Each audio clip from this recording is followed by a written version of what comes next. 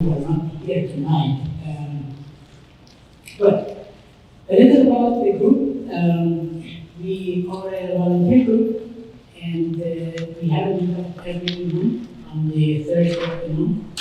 And, there are a lot of things about the group that I can say about the original.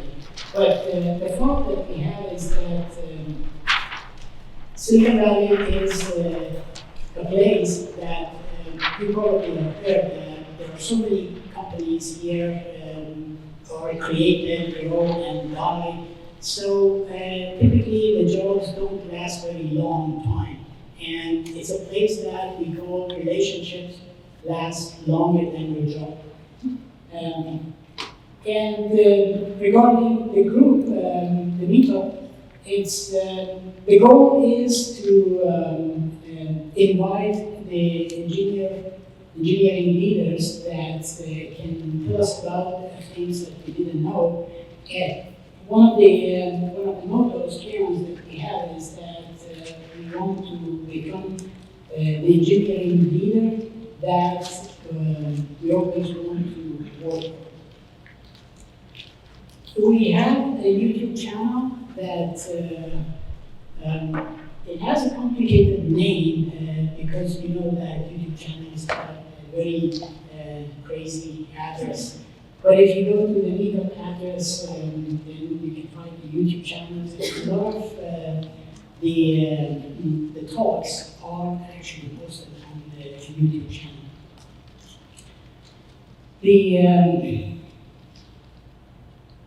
The group is entirely volunteer, so if any of you guys would like to help in anything, we always need an extra hand. So you can talk to me or a few other. Bruce is here. Where is Bruce? Okay.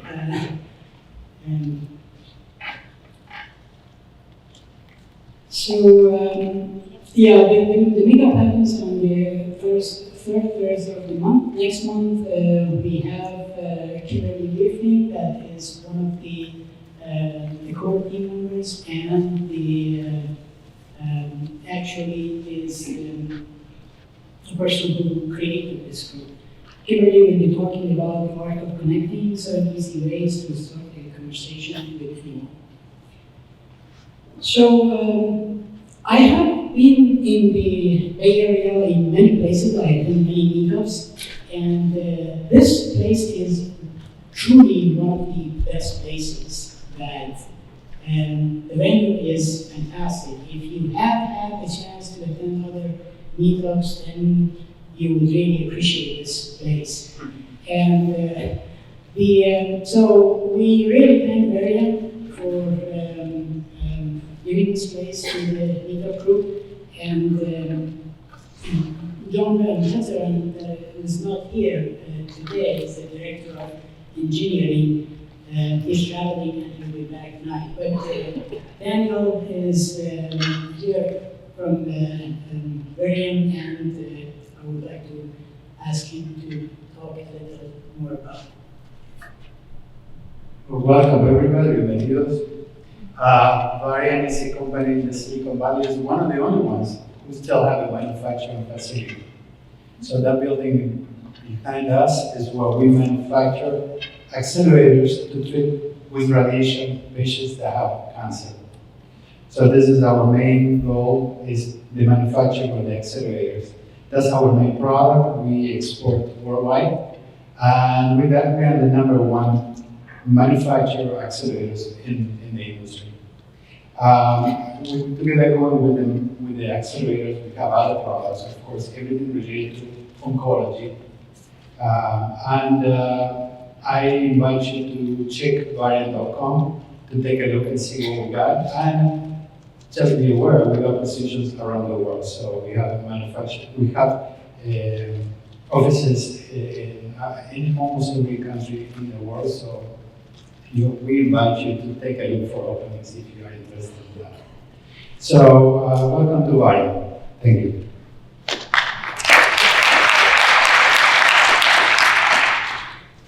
All right, next is tonight Co-sponsor is Alvin Engineering. Mark is actually one of our regular sponsors, regular supporter, and he's almost always here. So he's one of the main pillars of this group. So I want to give the microphone to Mark.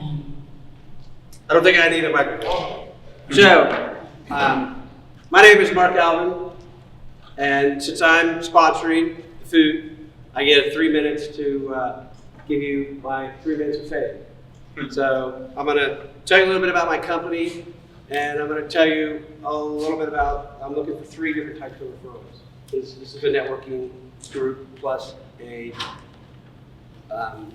engineering, leadership, educational group as well. So my company is Alvin Engineering. We're a projects staffing company, and most people here know Cindy. She comes a lot. She couldn't make it tonight. And our big to-do is we deliver the right resources, the right place, at the right time. So we deliver engineers. And what type of engineers? Hardware, software, mechanical engineers, project managers, and 3 different types of arrangements: contract, contracted direct, and direct hire. And technical project teams, we specialize. We're a DoD top secret company, so we do a lot of government projects. We do a lot of projects with the prime contractor as well. And studies, payrolls, and that's kind of what we do. What's a good referral for me? 3 different types of things. 1, I'm looking for a technical salesperson, account manager. The good news is everybody's hiring. So I need some more salespeople to interface with my clients, hiring managers. So if anybody knows any sales, technical people, I would love to get to know them and look at them as well, or her. Secondly, a big referral for me is a hiring manager that's looking for contracted direct, or direct hire. It's hiring, and they're having trouble, and they would like to help. The third referral for me is, I put some business cards up here. There's my business cards, and my wife just went into the home loan. She's been doing home loans on the wholesale side, and she just started in the retail side. So if she's looking for people like you and I that need home loans, so I've got that business card up here. And that's my 3 minutes of fame. And Susan, our leadership speaker, is going to take over. So.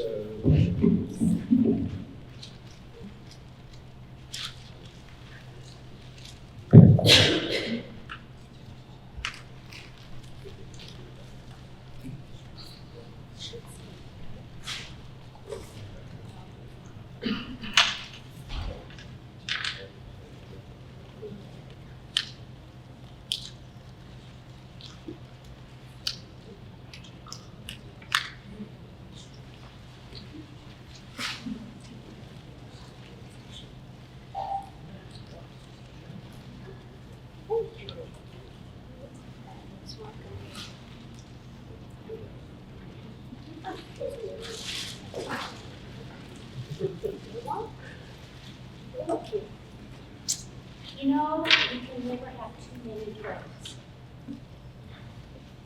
Please, did you? Just a few words about our speaker.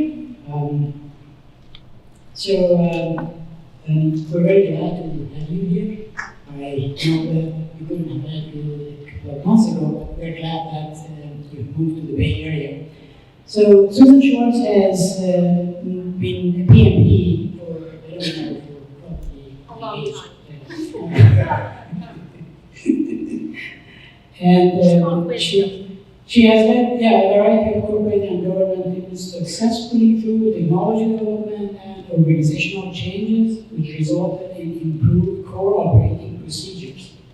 She credits the cross-functional global team productivity successes to leveraging her team members' strength within a culture that encourages innovation and personal growth.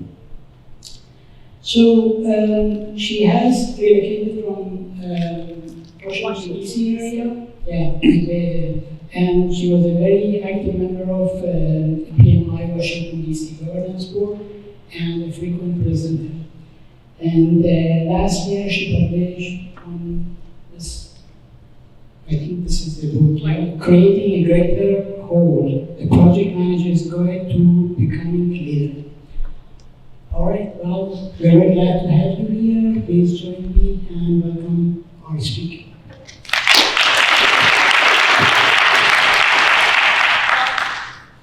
All right, am I turned on for everybody? And not enough. Louder? Can you hear me now? Good. Yeah. Oh, now can you hear me? Yeah, better. Ah. Well, my mother always said I didn't need a microphone to be heard.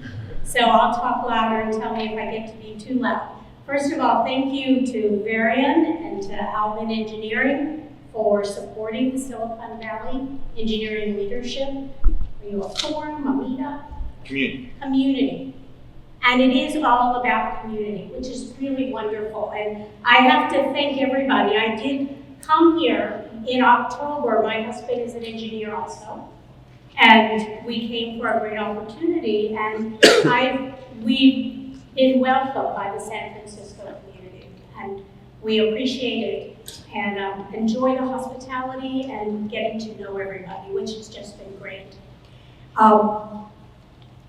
Yesterday, I was doing some reading, and I noticed that Gallup in July 2019, was either last week or early this week, published their most recent workplace report.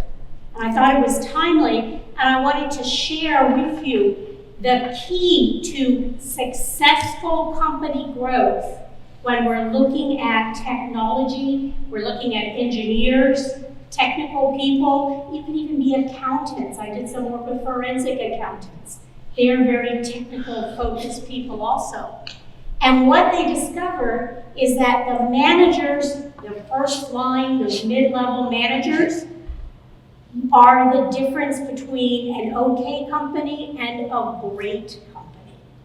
That they found that it was not necessarily the CEO at the top, but it was the person who was guiding the work on a day-to-day basis that kept the employees engaged and created the positive synergy that made the workplace a wonderful place to be. And I thought, wow, that's what I want to have a conversation about. So when we start to look at leadership is not a solo sport, that's part of what we're looking at, is that you can't do it alone. How many people think that a leader has to have all the answers? Please raise your hand. How many of you think that really good leaders never delegate or never discuss big decisions with other people on their teams? Well, then we're going to have a really good conversation. I don't have to prove anybody wrong. Back east taught project management. And my very first management and leadership class I went into, it was about 6 years ago, and I was nervous. It was my first day, and I had this very large man. He was 6'4", and his shoulders were maybe 54. And he said, "What is this management crap?" He did stop at crap. I didn't. He said, "I'm a technician. I don't need to know this crap." And I spent the next 2 days convincing him what all of these different techniques could do to help his team. And when he left, he wrote on his evaluation, "Susan changed my mind." So I calmed down. Nobody scares me anymore, sometimes. But this is why we're kind of coming together to talk about some of the superpowers that when I say leaders, I also don't always mean that leader is in your title. Leader is somebody that people look to when bad things happen. So you could have somebody on your team who's not a manager, but they're really experienced. They're an informal leader. And sometimes those are the best employees and the best role models. So when I would teach the leadership classes, I would begin by asking people to help me define what makes a good leader. Do you know what almost the first answer is? They tell me, I can't describe it, but I know it when I see it. How many of you share that opinion?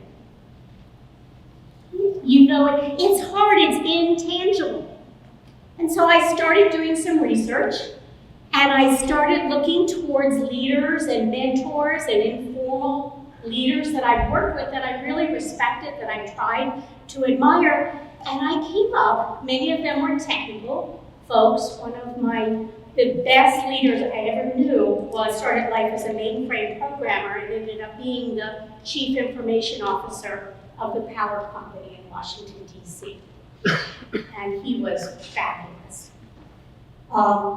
So these were some of the core traits, and obviously, you gotta have some trust.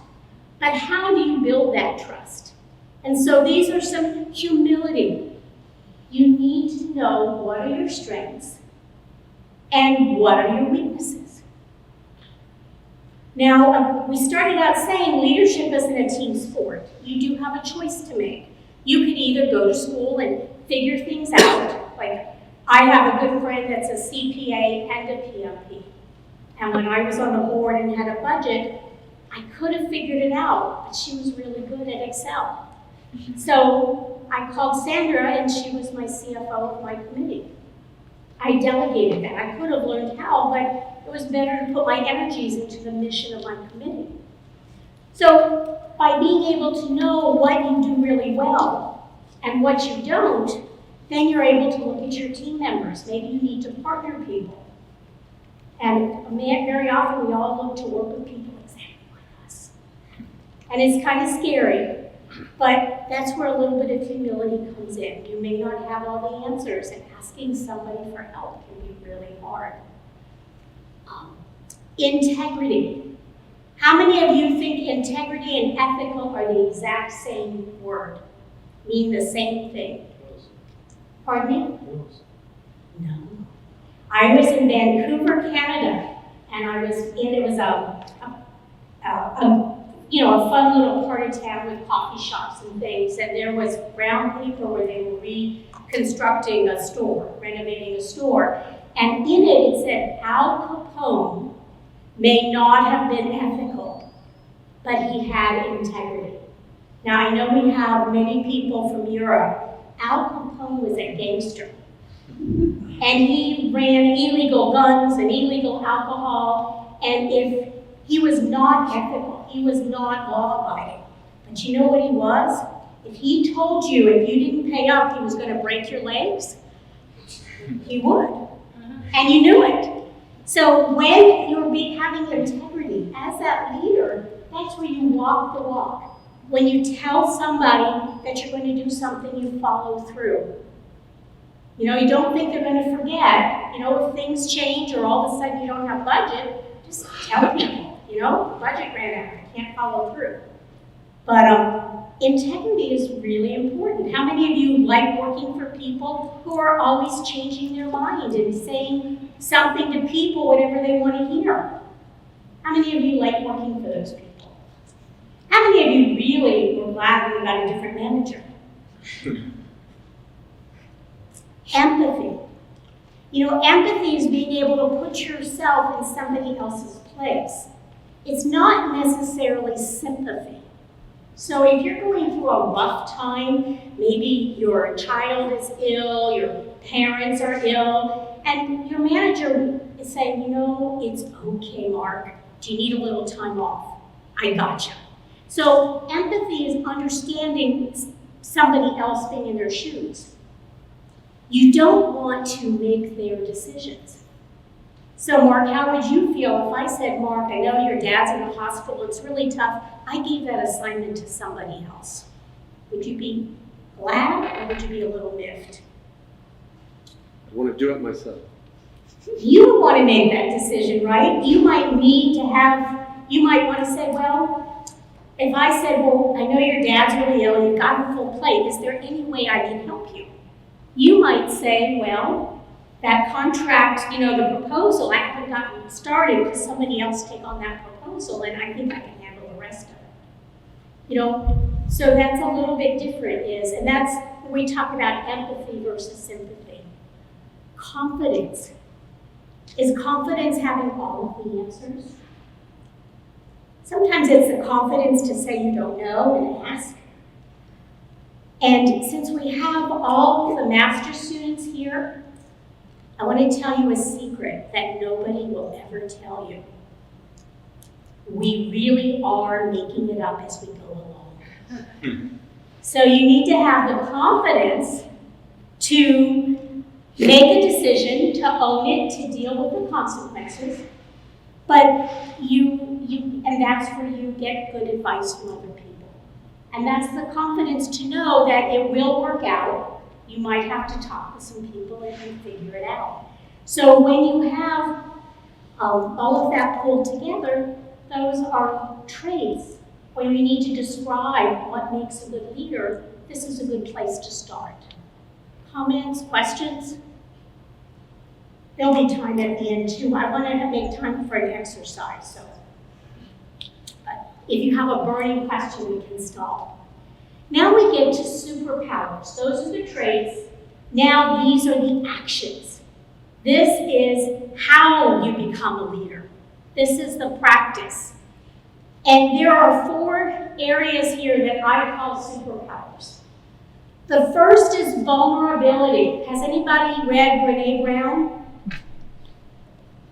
She's great.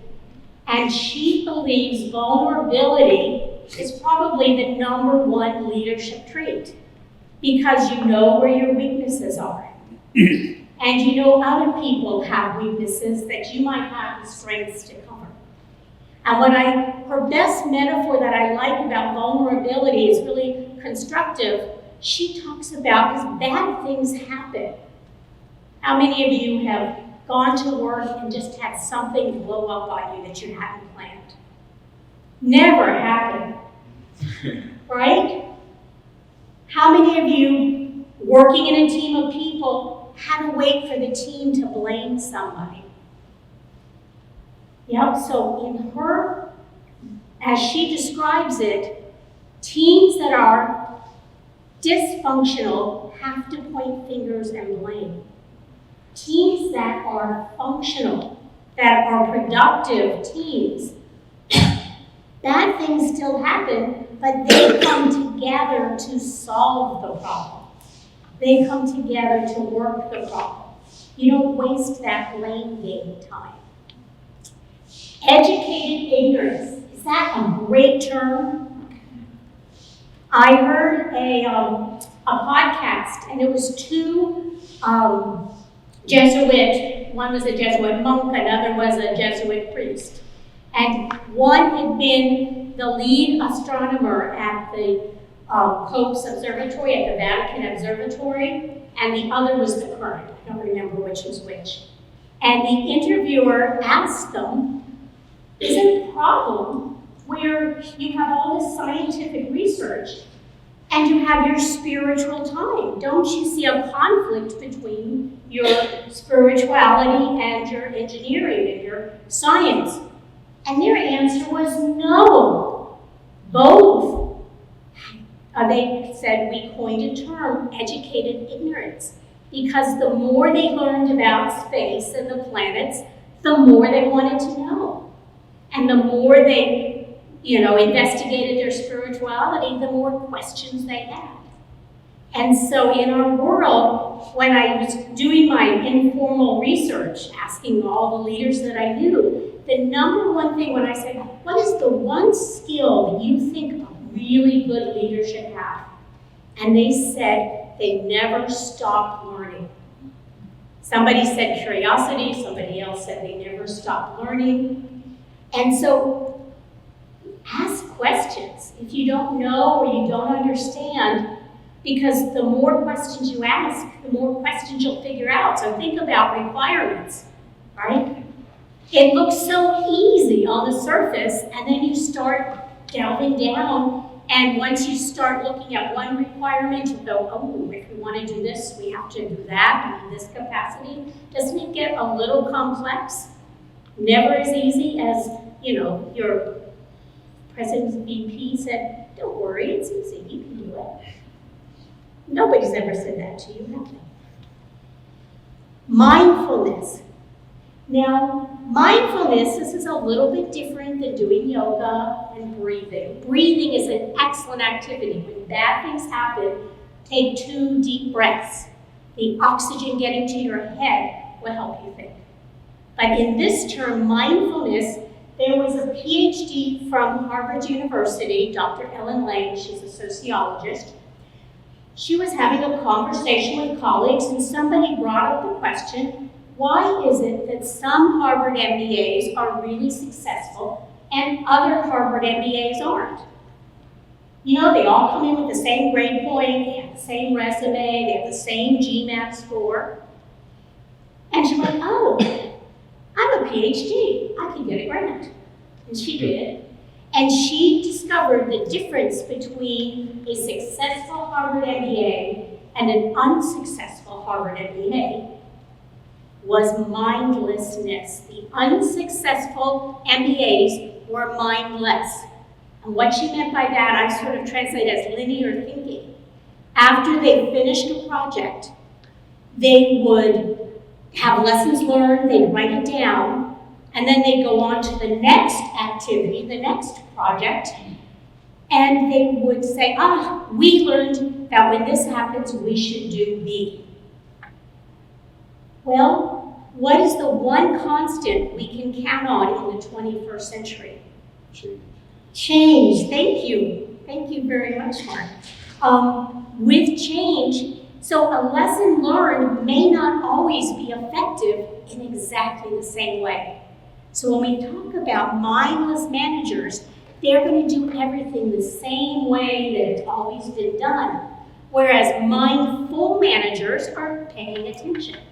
And they realize that a change has occurred, and so they adapt that lesson learned, apply it for today, and the really successful ones create some type of checklist to help the next person coming along for the future. Maybe it's a checklist or a template or something that they say fill in the blank here.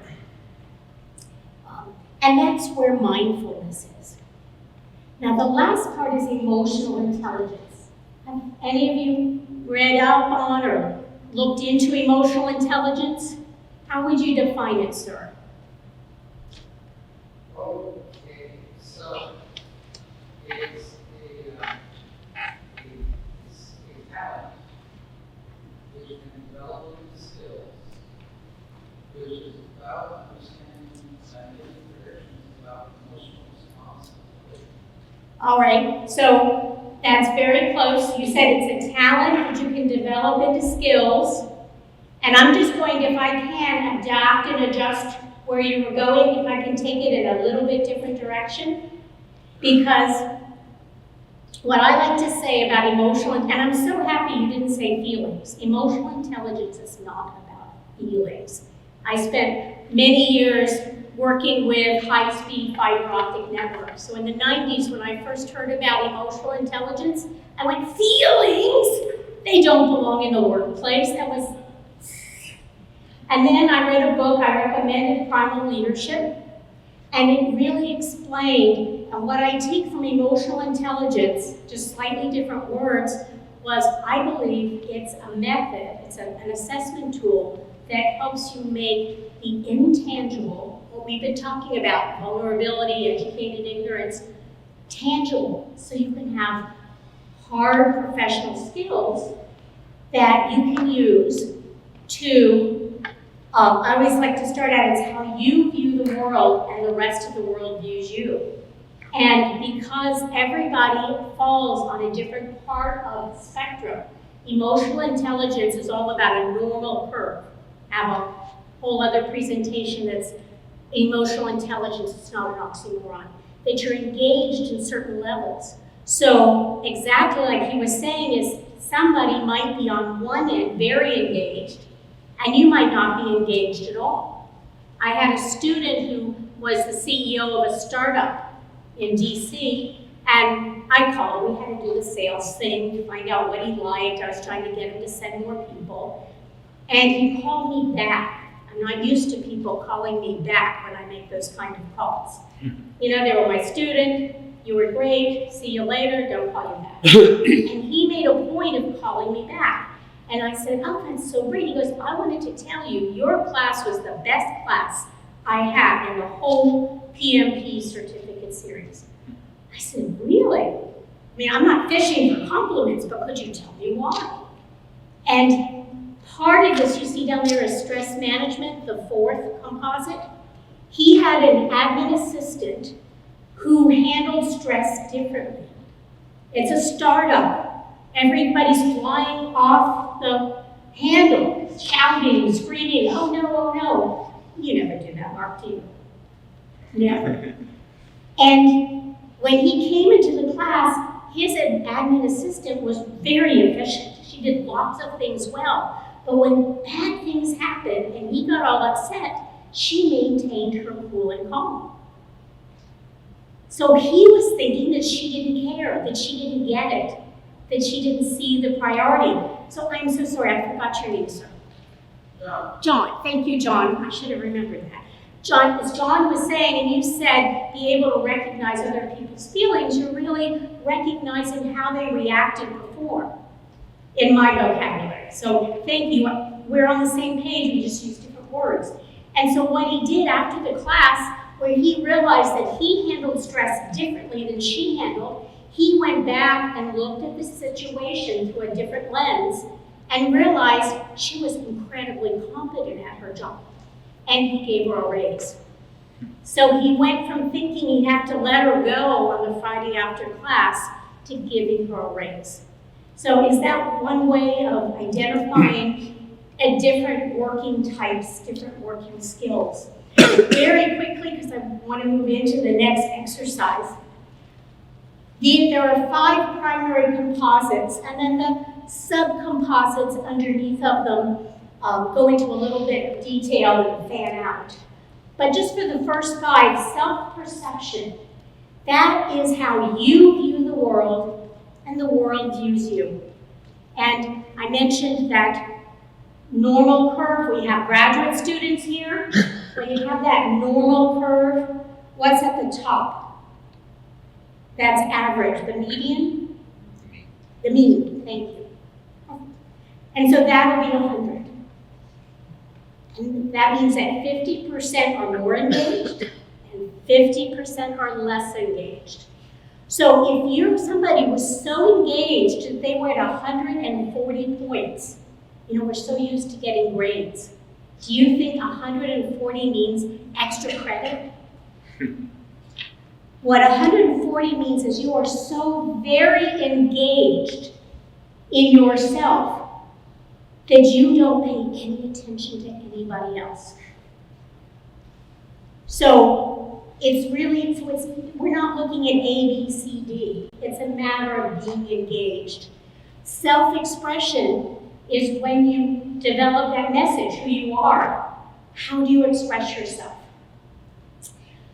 Interpersonal, that goes back to, I just say play well with others. Is that reasonable? We have stress management, talked about like the CEO of the startup. And then you finally have decision making. So even how people handle decisions when you're in a group of people, how you collaborate and identify all of the different alternatives and have those conversations. People might have different ways of priorities. And so if you're familiar with that, you can try to adapt your style or find a median way. One of the examples, there is an assessment that you can take on the web. It takes about 20 minutes. There is a fee. It's not $10, but I just learned others are even more expensive. I took it, and my least engaged trait, full disclosure, was impulse control. I was down around 72. I was like in the 2nd percentile, for those of you with statistics.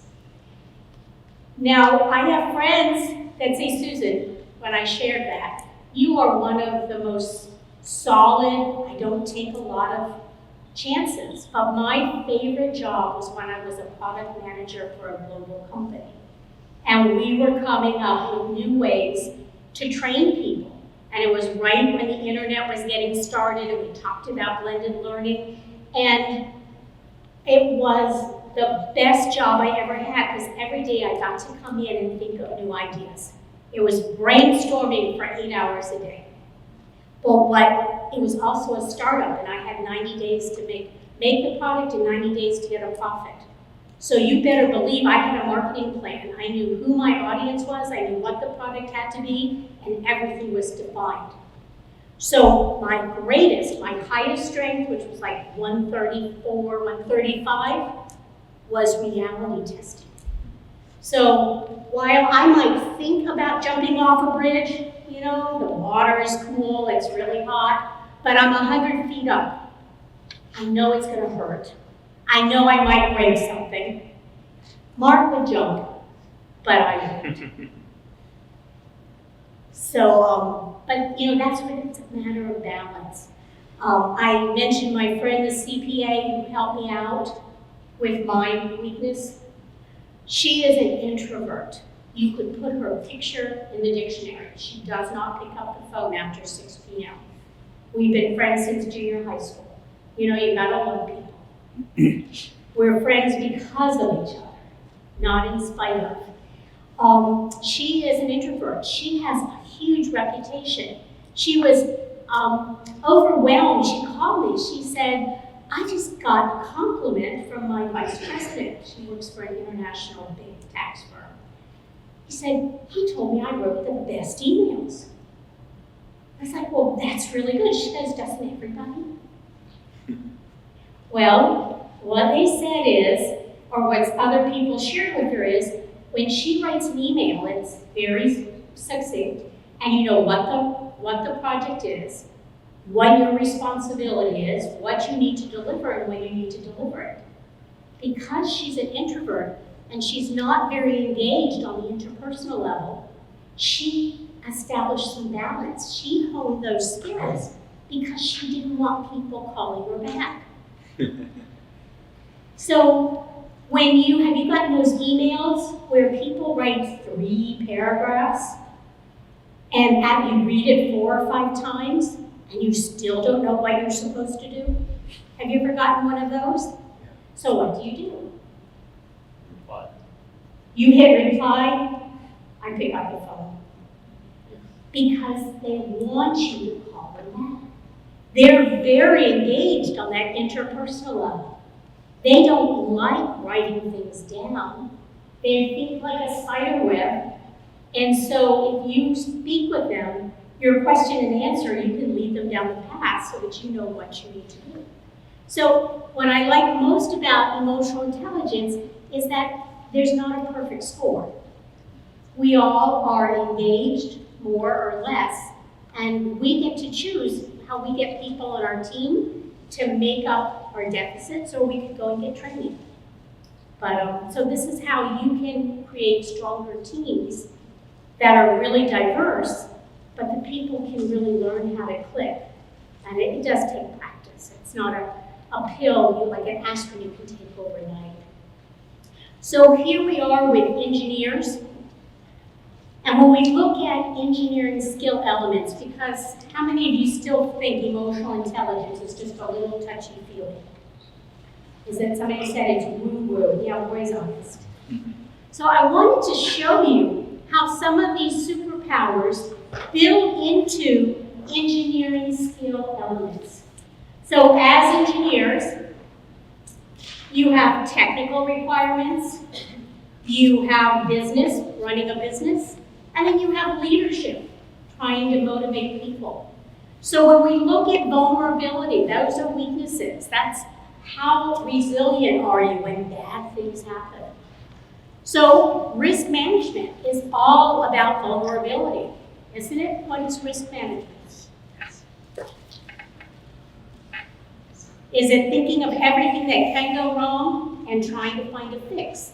Well, that's trying to make sure you minimize your vulnerability. Business navigating uncertainty when there's a change.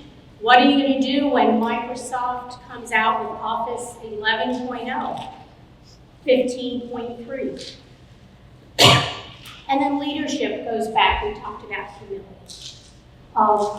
Educated ignorance, we go back to requirements, right? The more you look at these technical requirements and the more you delve into it, the more you realize that the solution is not as simple as you anticipated. And that goes to the scope of the business. When you're trying to figure out who are your customers.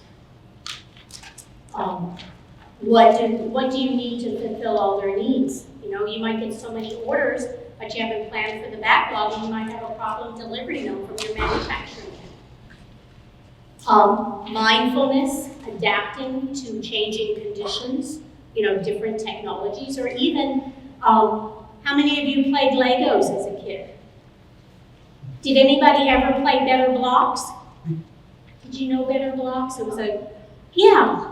Thank you. I'm going to do the boy-girl thing here. My husband loved Legos. I had older brothers. My dad was a college professor. I played with my brother's Legos. We couldn't afford more toys. We love Legos. My firstborn is a girl. We tried to introduce her to Legos. And then she was watching a television commercial. She was just before she turned 4. If any of you are familiar with 4-year-old little girls, everything should be princess and pink. Is that a fair statement? So all of her Legos that we got for her to play with were bright primary colors, red and yellow and blue and green. So Better Blocks came on television on the kids' cartoon channel, and they were curved so you could build a crown, and they were pink and purple. What would you do if you were a 4-year-old little girl? It was like November, getting ready for the holidays. She goes, Mommy, that's what I want. So what did I say? Call Grandma.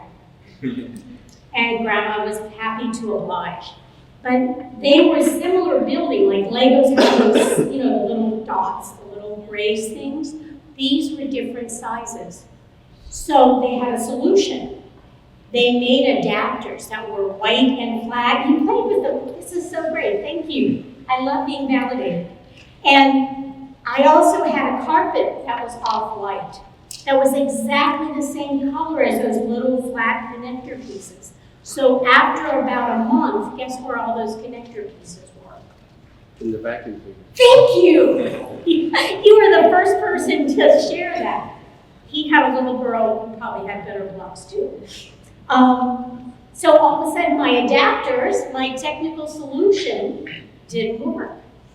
The good news is she had a baby brother come along a few months later, and he loved all those Legos, so nothing went to waste.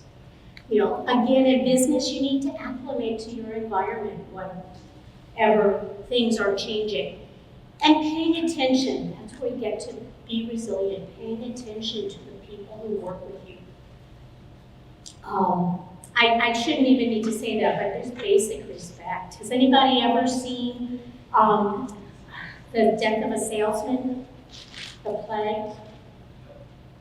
Thank you. There is a scene. He basically was a salesman who sold children's clothing. It was written probably in the 50s or 60s.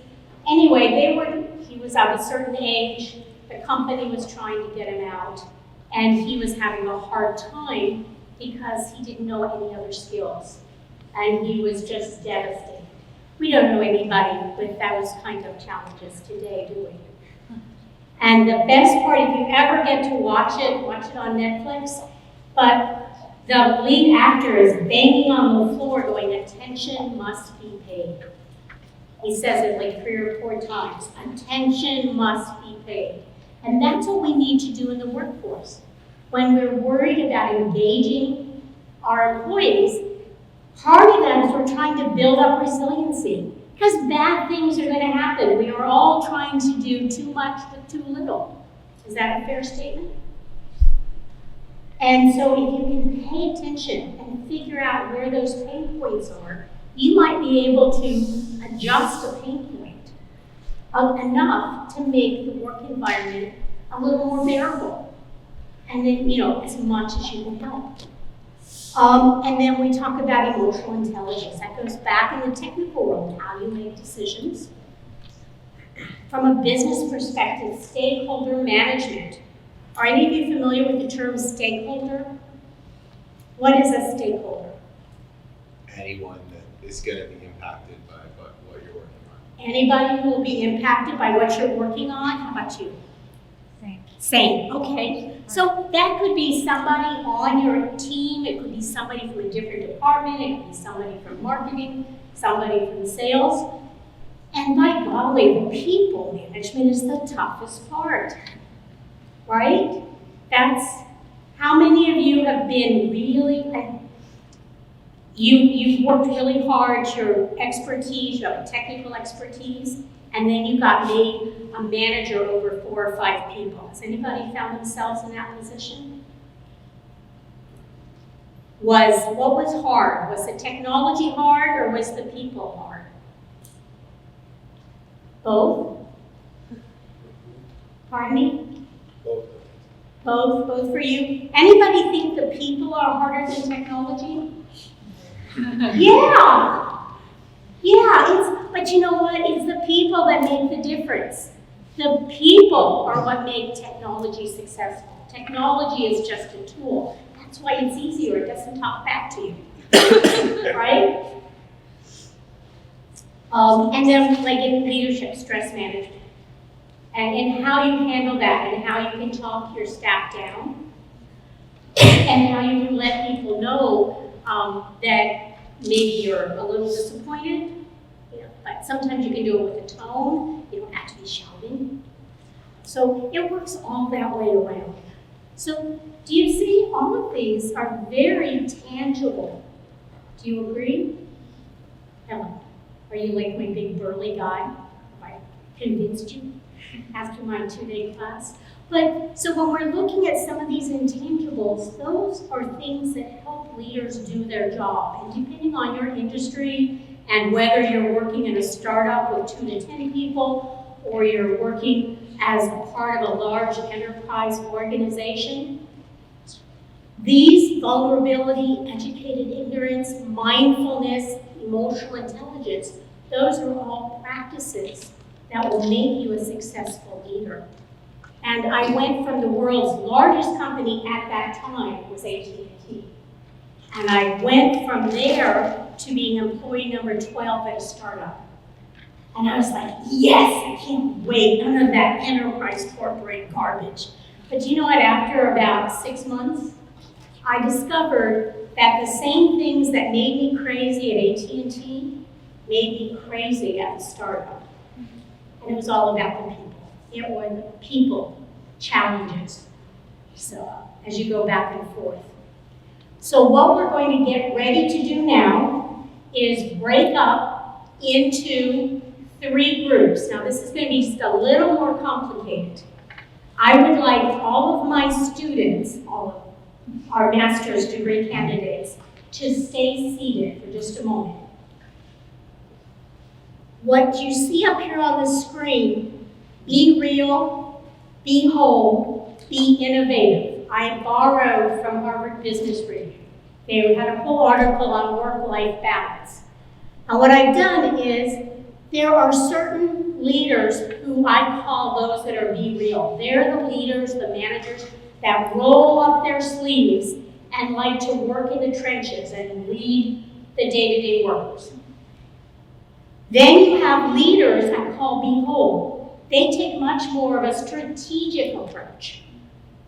So they see the vision, they help make the direction, they can motivate people, align everybody with that corporate vision.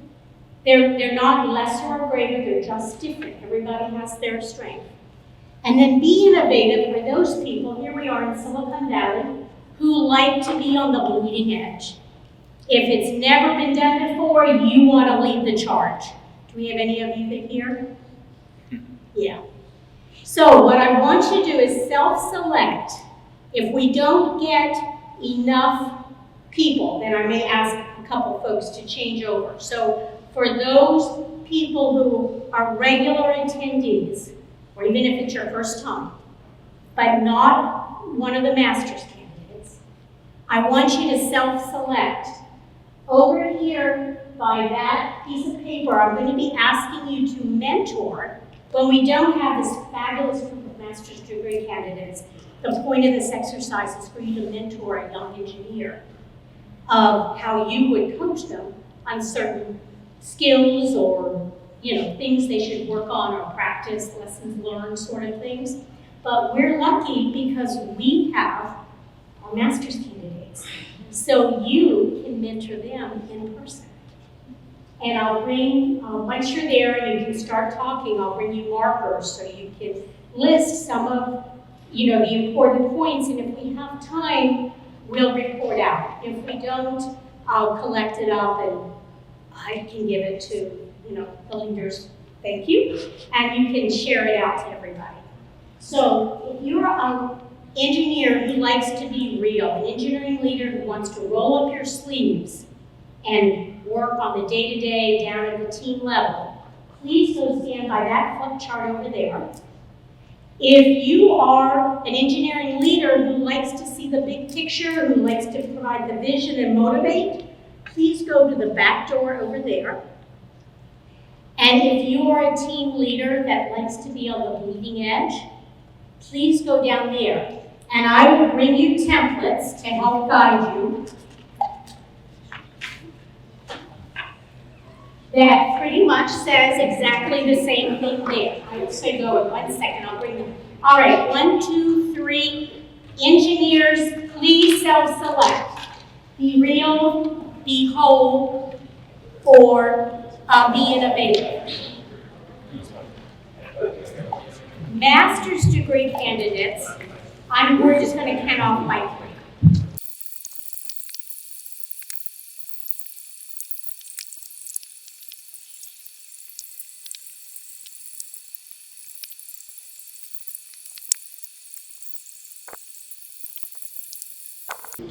Okay, let's see.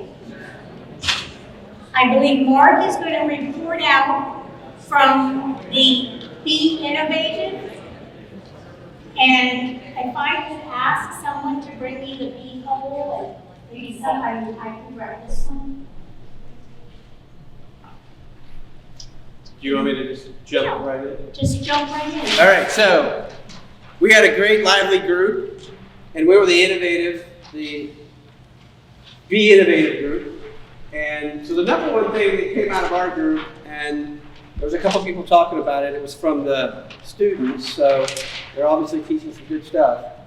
So please stand up and fill in if I don't get this completely right. But they said some of the sessions they have, and one of the facilitators said, I want everybody to come up with the most impossible creations and the most impossible solutions. And after everybody talked about all the things that were impossible, other people started talking about, well, if you did that, and so on and so forth. Long story short, a lot of the impossible things became very possible. And it was a very powerful group session. And I don't know who were the ones that were talking about it, but if you could say any more about that. I'm going to use that at my office. I thought it was a really good idea. Thank you. Thank you very much.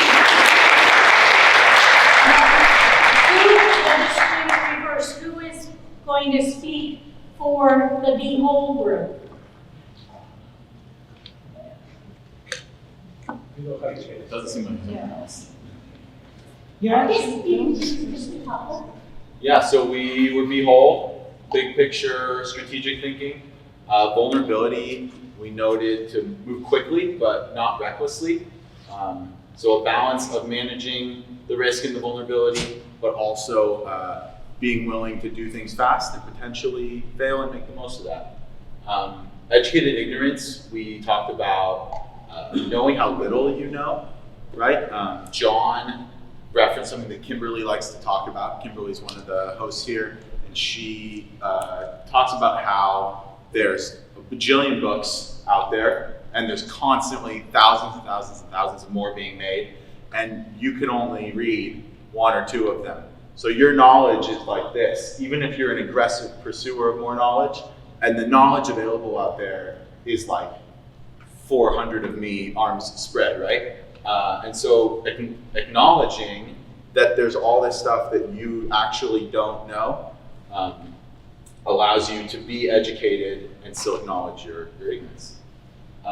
Mindfulness with Be Whole, we said have a clear view of how things are connected and what their impacts are. When you've got that zoomed out perspective and you're working on this project, and the next team's working on this project, and the next team's working on this project, it's very advantageous and beneficial to your team to have a clear idea of the significance of your project in the larger piece and what you're really working towards and how that impacts the next group over and the next group over.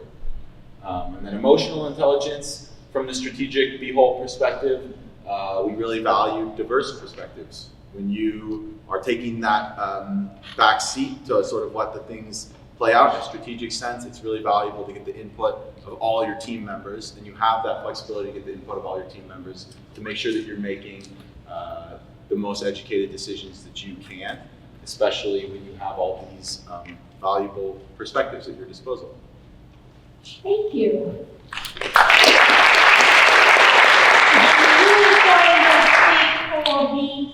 Be real. Any takers? One of the organizers, or the hosts, or the students? One of the hosts. Sure. We kept talking so much that we didn't actually write down practically anything. That's fun. But no, just a few. Sure. Just the 3 or 4, three top. So maybe the first one, we talked more about just communication and just observing how the organization is communicating. So there might be a lot of silos, and even though if you're in one of those, you can probably unlock a lot of things by just observing and letting people know that they should be talking to each other. And that kind of ties to the next one, which is just like what's valuable in practice. So your environment changes all the time, and you never have time to do everything. So you really have to keep a priority of what's the most important thing to focus on and just execute those things first, and just leave out whatever is not required. So new shiny things might be cool and easy to do, but they might not actually bring any value to the big picture. Then in the mindfulness and kind of in the conflict resolution also, both kind of floated around just personal relationships and also communication. So if you know everyone in the team, then it's easier to talk to them, and also important that everyone in the team knows each other. And some conflict situations can also be a very good way to actually improve the team spirit. So, the tougher things you get through, the better the team will be afterwards. If things go well, they don't always go, but you have to be that right. Thank you.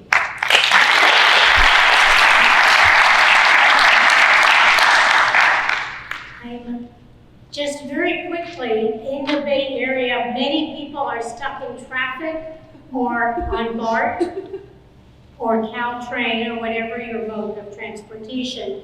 So one leadership practice, a resident leadership practice that you can do on the way home tonight is an intentional recursive process. So you can constantly start at the top, find a new challenge, and work through it. So ask yourself, who do I want to be? Who is my ideal self? Then you say, now, what is my real self? What are my strengths and weaknesses? Am I ever going to be blonde? I could dye my hair, or I could do something else. But who are you? What are your strengths or weaknesses? And then, how do you close that gap? What can you do?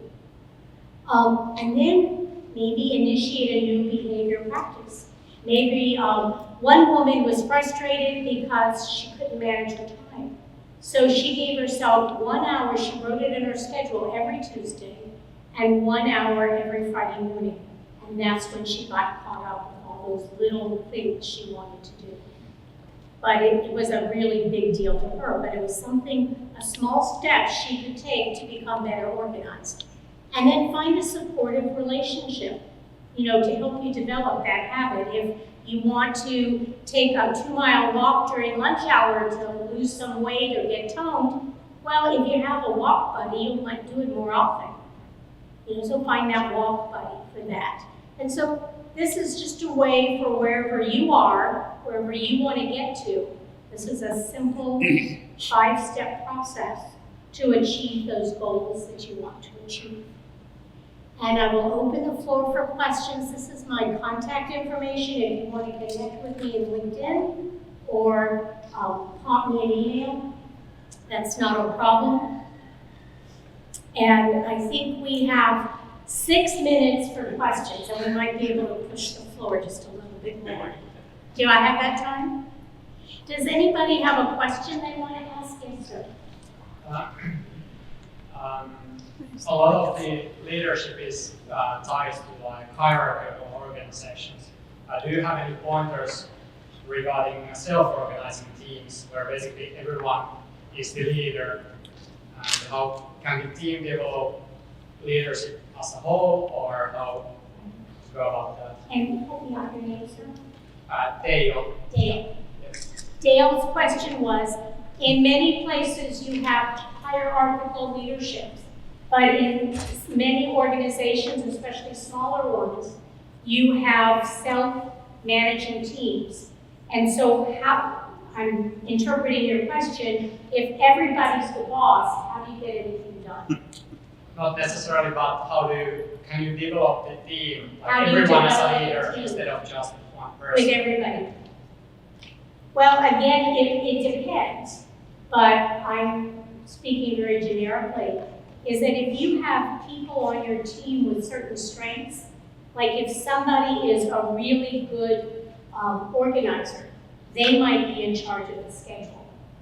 And if you have somebody else that writes really good emails, like my friend, you would put them in charge of communications. So I think if you can spread some of those responsibilities to those people who have the strengths, or you might have a less experienced person that you could maybe partner, so they would be the backup for creating the schedule. And that way, so I think it may be once a quarter you could evaluate it and see if people wanted to change roles to get different experiences. Is that helpful? Yeah, I have a question maybe related if you know any literature around that, or is it like Let me, if you give me your card or contact, I'll get back to you on that one. In Silicon Valley, some of the self-organizing teams are driven from clear directions and tasks so that people know what priorities are and what they have to work on to actually finish, what needs to be delivered. So it's usually done in smaller teams, and I don't know any startup that is run strictly that way, because you really need an expert on marketing or on sales or on keeping the books, right? If no one keeping the books, fall off a cliff and money's all gone, right? So some tasks are not interchangeable. We have time for one more question? Got Mike. I see one in the back.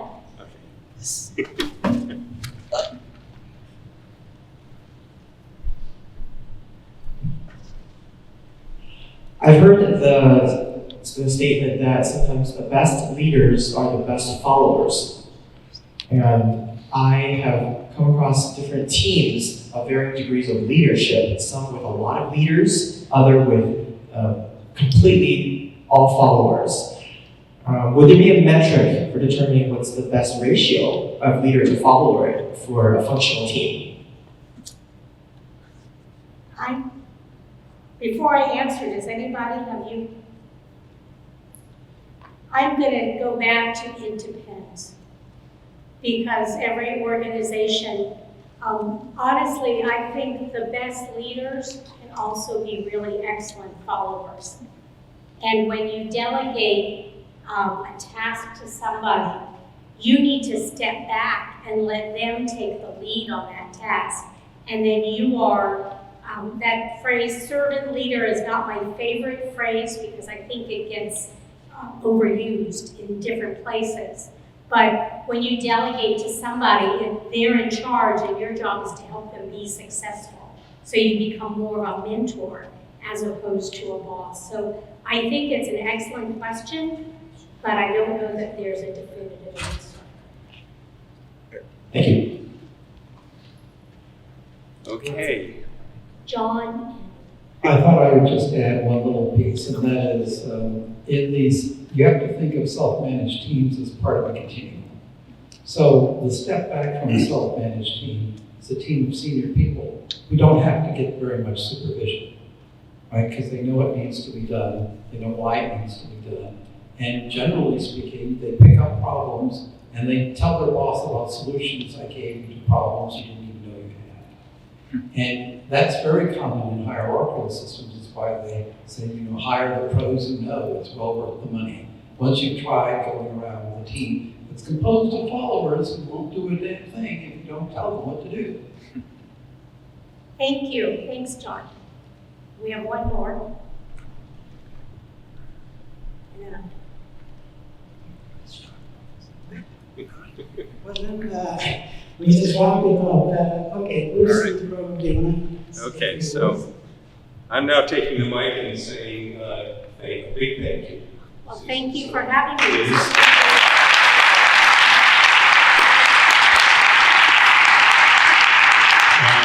What we'll do our wrap up. Our wrap up is we have a book swap. There's a table that's sort of buried over there that has books. Anyone is welcome to them. You don't have to return them. If you come again, bring a book. If you've got one that you're not going to use again, and put it on the table. So it's just a rotating, loading library. Please feel free. People bring in things that